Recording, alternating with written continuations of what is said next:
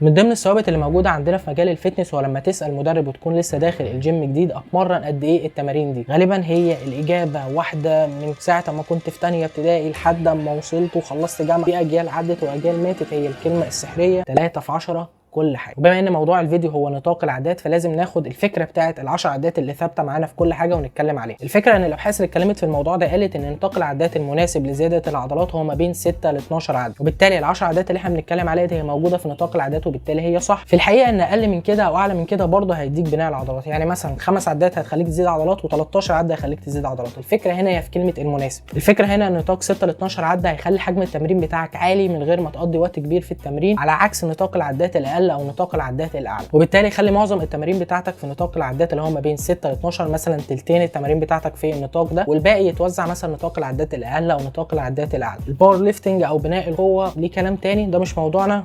بيس.